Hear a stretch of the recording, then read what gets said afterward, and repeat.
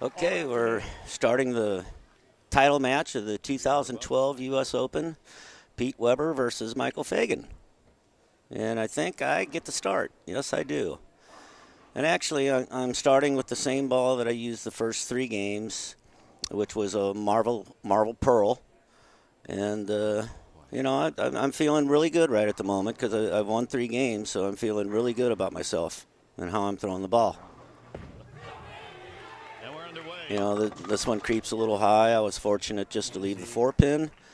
You know, it's not that big of a deal. It's a pretty easy spare to make. As soon as I say that, you know, I miss it. But no, not today.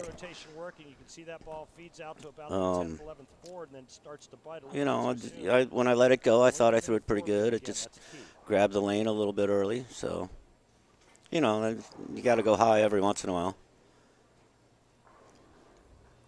After the spare. And no, I didn't miss it. I did make it. So that's a good thing. But the tournament leader is a 3-time PBA, you know, and I really don't know what Michael's thinking right at the moment.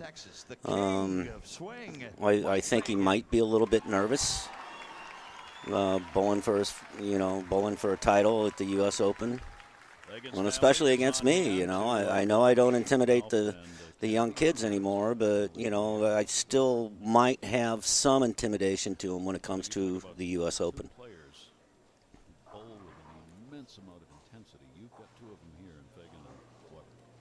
But 2 completely types. Well, he's got a great release. Michael Fagan does. I mean, you know, he reminds me a lot of me with his release. He's got that high, long backswing. And then he's got probably a little more end-over-end roll than I got.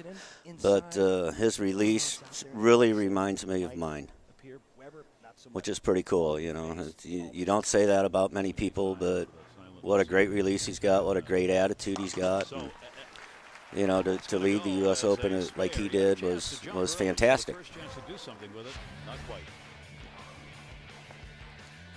Last time we saw Mike Fagan was at the USBC Masters taking on Chris Barnes.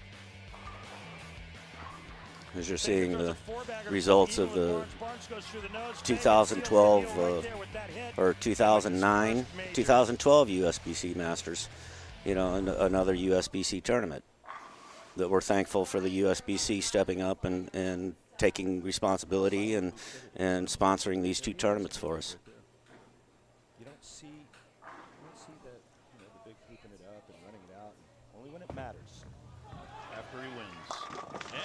You know, great shot there. He got a little more loft onto that ball. The ball grabbed a little better and came into the pocket and slapped the 10 out. You know, that's what you're looking for. You're looking for the back end at the U.S. Open. You're not looking for early roll or anything. You're looking for the very back end of the lane where the ball can grab and make the turn.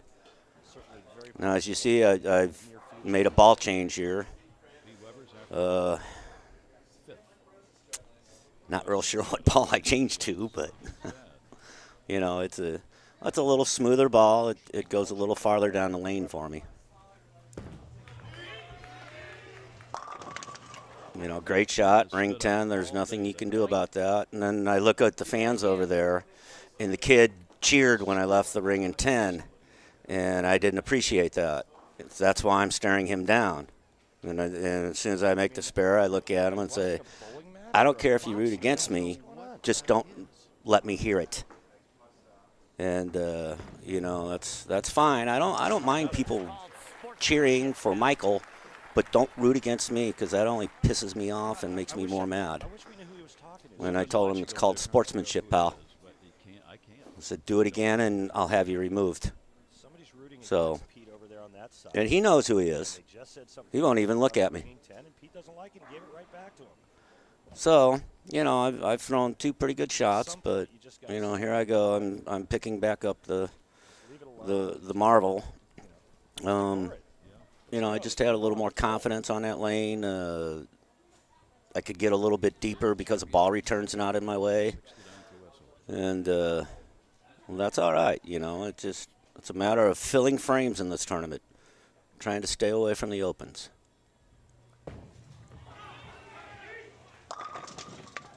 There I went high again, another 4-pin. You know, I moved a little bit on the approach, and you know, as you saw at the end of the shot when I walked off the approach, I looked over at Chris Schlemmer saying, you know, I thought I threw that one pretty good, so you know, maybe I should change balls again on that lane also. And I think we both came up with the idea that yeah, maybe you should, because the other one goes a little bit farther down the lane. So Pete Weber gets the spare. Yeah, see, I told him, you know who you are, too. You know, the thing about it is that Mike Fagan is from New York. So, you know, at this point, I'm just happy I've filled 3 frames. I haven't got real excited about anything yet except the kid in the stands, which I think he deserved. But, you know, most bowlers know the more you make me mad, the better I get. So it's kind of neat. Great television. You know, Michael throwing the same ball. Gets it out there. Takes an early lead. Takes an early 12-pin lead. You know, that's something you think about when you're bowling for a title. You know, hey, I'm down 12 already, and we're only into 3 frames. You know, and it's just a matter of staying focused on what I needed to do, and you know, doing what I need to do, and not worrying about what Michael's doing.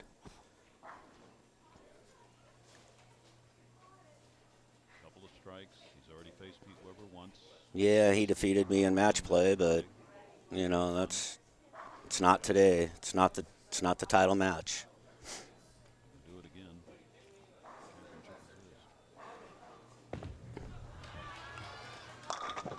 again. Ooh, Michael threw another great shot. Got the ring in 10, and it, like I say, it's something you just can't avoid. You can throw the best shot of your life and still get 9. So you know he threw a great shot, didn't strike, but you know Michael's a great spare shooter too. So you know I know he's going to make this. Well, you know it's been 5 years since I've seen this. So. Jason struggled with some really bad pin carry, but again, it's. But I'm pretty sure he's going to make it. Yeah, of course he will. You know, notice Michael and me. Michael's a little more calm and cool and collective, and I'm a little more animated than he is. And you know, that's just my style of bowling. I like to let the people know how I'm feeling, or when I throw the ball, or you know, they know if I'm happy, they know if I'm upset. You know, Michael, he just kind of throws the ball, turns around, and walks back. You know, he gets excited. Don't get me wrong, but in a situation like this, I think he wants to keep his nerves and emotions under control. First 2 matches.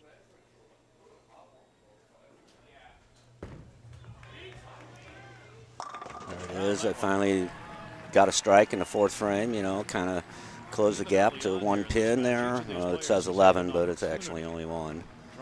So, you know, I'm pretty sure in this frame I keep the ball I changed to on the right lane. I'm pretty sure I keep that in my hand. Yep, I do. You know, notice the layout, the pin pretty much in the palm of my hand, the CG way down, the extra hole right below the CG, which makes the ball rev a little earlier for me, but lets me control the back end a little bit more. Here's the ball change now on the left lane. Remember, the last 2 shots on the left lane were both high. Weber using the same ball on both lanes now. After his first back-to-back strikes. And the ball change. Still can't get didn't feel like I threw that one really great, but I was fortunate just to wind up hitting the pocket, and you know, flat 10. Just the ball didn't charge enough on the back end to get the 10 out. Only 1 strike. Another spare. That is often decided by spares. That's one thing I've always prided myself on, with spare shooting, and I feel like I'm one of the better spare shooters out here. You don't see me miss a whole lot of spares, and you know, like I say, in this tournament, the U.S. Open, you need to fill frames because those opens can come at any time. Average 217.5 for his qualifying, 217 for match play. Not sure if 217 will be enough. Michael's got the wild hairdo going today, you know, so, but that's Michael. what a great competitor, and doesn't really care, you know. Ooh, see there? I mean, you know, like I say, the opens can come at any time. He threw a great shot, left 4-9 on a really, really good shot, you know, and it's something you feel bad for the guy, but then again, it's like, hey, I got to get up and take advantage of it. So, you know, the 9-pin's wiggling. He almost got it out. Bad break for him, good break for me. Only 3 strikes between the two. Fagan with 2 and Weber with 1. You know, like I say in this tournament, man, you have to fill frames. If you don't fill the frames, then you're probably not going to win. Strikes we've talked about throughout the day. You've got to make these spares. Ball almost got to the left of the 4-pin, just not enough. So there I went from a 11-pin deficit to a 2-pin lead. So, you know, it's like I say, this tournament's a tough tournament to win. It's filling frames, keeping your mind on what you need to do, and not worrying about what your opponent does. Fresh off of his first major victory just a few weeks ago at the Masters. Now, how does Mike Fagan rebound from the 4-9 split in the 5th frame? You know, Michael still electing to throw the same ball. I mean, he's hit the pocket 4 times in a row with it, 5 times in a row. So, you know, it's kind of tough to change. He ran off 3 wins in major that year. See how he reacts to that last one. Gets it back. Another good shot by him. Hit the pocket again. That's 6 pocket shots in a row for him. You know, I've gone high once, high twice, and I've hit the pocket the other 3. So, you know, it's something that it's really tough to sometimes change bowling balls when you keep hitting the pocket, especially in the title game. You know, you don't want to, like, try and give anything away. And it's kind of cool, you know, because neither one of us really gave anything away. We stayed right neck and neck with each other, and it was just a fun title match to bowl. Off a spare. Came back. And that's probably my worst shot today. You know, I got that ball in a little bit, never really got it to the right. You know, pretty even match today. We're going on right now. That ball just never got to the right. Hooked early. Just a bad shot. Just a bad shot. I was fortunate not to leave a split there. Had only 1 strike in this match, and So, get another spare. well, unfortunately, I did make the spare and, you know, stayed even with him. So now what am I thinking? I'm thinking that, gosh, I've hit the pocket 5 out of 6 times. What do I have to do on this right lane to make it happen? And you'll see in the next couple shots what I do. You know, this is the lane I have the utmost confidence on. I didn't worry about this lane too much. It was my setup lane to where, you know, the first 3 games I struck out in the 9th and 10th to win, or through the first one in the 10th to win. So, you know, I have a lot of confidence on the left lane here. There we go. You know, a little light hit, but still, you know, I'm thinking that the lighter hits at Cavalier lanes was a little better than the flush hits, because the pins flew around a little bit more, and, you know, they just mixed really good together. And that was a patented Pete Weber slap off. Yeah. Get you some of that. You know, we're still even. Michael can take a 10-pin lead right here if he throws a strike. You know, I know he's thinking, come on, man, if I can throw a strike here, I've got him. I just know I've got him. Look at that. Throws another good shot. Oh, you know, that's kind of like a little light mixer. Get the light messenger backwards. But, you know, that's what I say in this tournament. You got to fill frames, and you got to get the breaks and take advantage of what you get. And he was kind of surprised at that one, you know. Look at his reaction. He was like, oh, geez, what's going on? I got a break. So, you know, it's still, you know, gotta stay focused and take advantage of the break that he just got.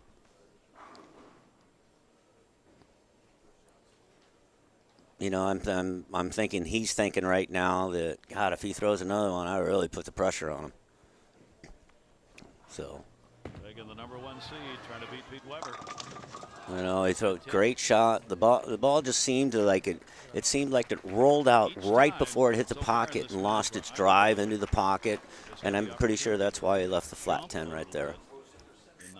So, you know, that's another bad break for him and another good break for me. And, but, you know, now I'm sitting on the bench going, gosh, if I can get up and throw a double, I've really put the pressure on him, and he's going to have to perform in the 9th and 10th frame.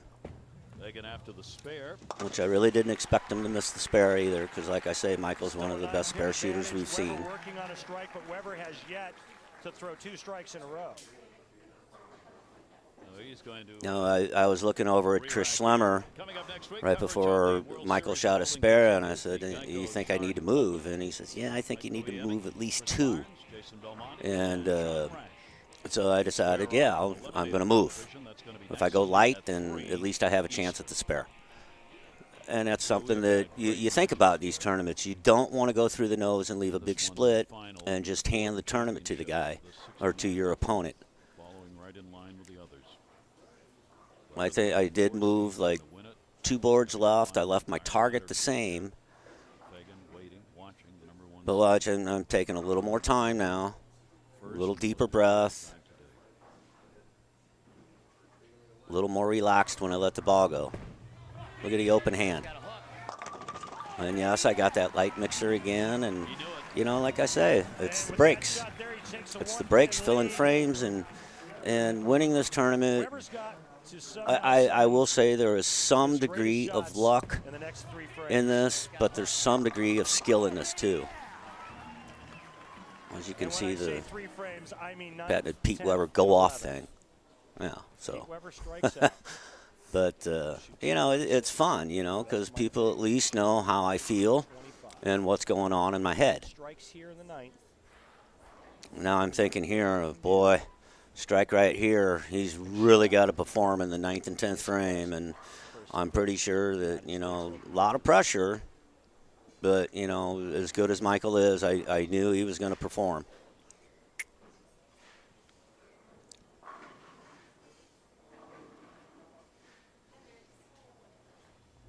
After 3 consecutive Let it go. strikes. Kept it in. Got the light mixer again. Like I say, those light mixers at Cavalier Lanes are very beneficial. They seem to carry a little bit better than the flush shots. And, boy, I was thinking, God, this is mine again. It's already mine. Along with the last 2 for a 3-bagger, there's that sick rotation. Yeah. Got to take advantage. There's the Pete Weber vintage reaction. And as I stare down at kid that rooted against me. Yeah. Pissed me off, will you? But here now, Michael needs to strike out in the 9th and 10th to put pressure on me. 4 strikes in the match. And he has yet to change bowling balls. He has a lot of confidence in the ball he's throwing. Focus, focus. Look at that, another great shot. Ringing 10. That's like the worst break he could have got right there. Yeah, that was very good right You know, there. because that gives me a 22-pin lead right at the moment. That was just a great So shot. I'm thinking, well, gosh, And the first last strike in one the Mike 10th, Fagan you're a winner. was an ugly, vicious ringing 10-pin. See, I'm sitting on the bench, putting my head in my towel, looking at Tracy, just trying to talk to her a little bit, making sure she's keeping me calm a little bit, giving me a bunch of. So, you know, it's just something that we did before. And couldn't get it. All right, if Mike Fagan strikes out, he shoots 214 right now. Weber's You know, now Michael's really got to strike out in the 10th frame to put any pressure on me whatsoever. You know, even though if he doesn't strike out, I still need the mark in the 10th frame to win. But, you know, I think marking's a little easier than throwing a strike. You know, especially in the U.S. Open. The U.S. Open title. Now, Mike Fagan needs. You know, you look at me now, and I'm trying not to watch, but as soon as he lets go of the ball, my head comes up, and I'm watching the ball roll down the lane just to see what he does. But Weber finally looks up, watching Fagan. Can he do it? what a great shot right there, man. 10 in the pit. The thumb. Couldn't throw it any better. I'm thinking, all right, I just need the mark right now. Very pressured, bold. You know, I know he's thinking, God, I got to throw this one to make him come up in the 10th frame and do something great. Now he wants And, Remember the last 3 strikes that Weber's thrown? you know, I'm just sitting there going, what am I going to do? What am I going to do? Swish zone area. It's not like it's 10 in the pit. But, 2 more strikes here for Fagan. you know, in the 10th frame, I do take a little more time in my 10th frame than I have all day long, you know, and it's just Weber's sitting.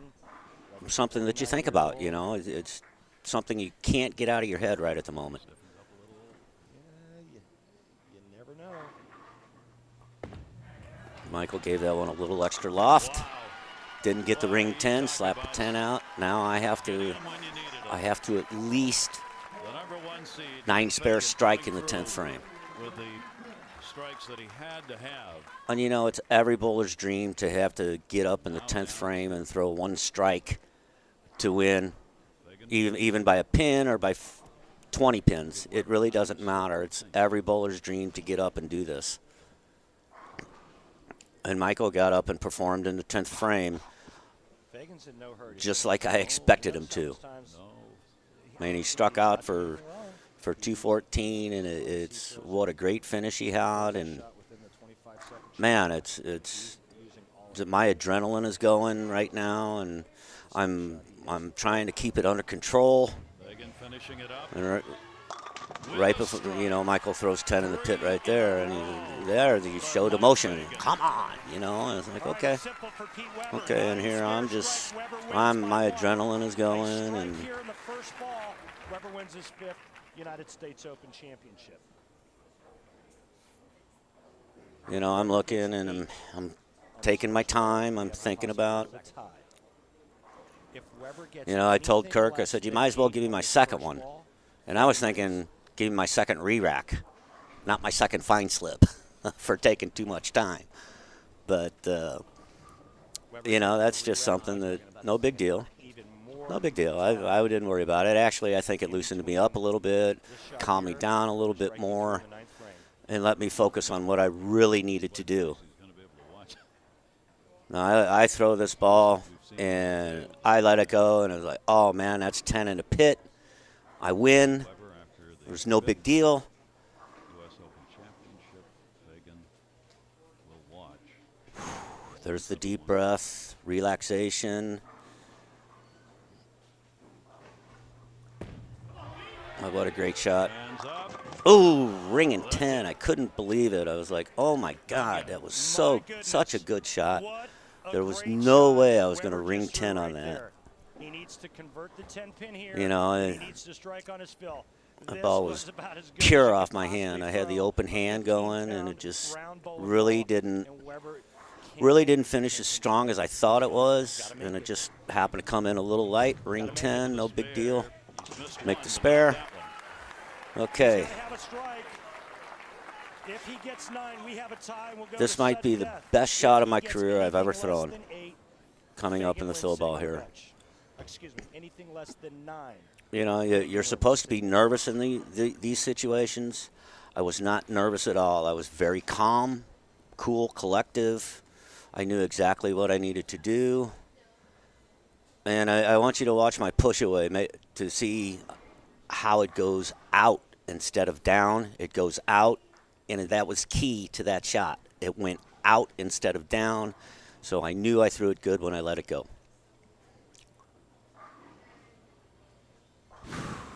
The deep breath again. Strike to claim it. A strike to claim it. And I was waiting for the solid 8 to tie. But, man, that was the greatest shot I think I've thrown in my entire career right there. And then I started yelling at the kid, and of course the infamous "Who do you think you are? I am" came out. But I didn't really care at the moment. It was my 5th U.S. Open title, and it was just it was really cool for me to do that, and it was so fun. And Bowling history man, that might be one of the greatest to win 5. greatest U.S. Open matches in history. Pete Weber. I felt really bad for Michael. He bowled such a great game. He only missed. I think he missed the pocket once out of the whole time. But you know what? It's still one of the greatest moments in my life. I know it's not one of Michael's, but you always take the good with the bad. And thank God that was not double stick tape on that eagle, because I probably would have pulled it right off. So, but it was something that I couldn't believe that I just did that, and I went ahead of Don Carter and my dad Dick Weber for instead of just 4 U.S. Opens or 4 All-Star tournaments that they used to call it. It's very satisfying to me that I passed Don Carter and Dick Weber for 5 U.S. Opens and be the first one to do it. And that's what I live for. I just live for the U.S. Open. It's one of the greatest tournaments ever. It's the hardest tournament to win. And when you win it 5 times, you know you have a great career.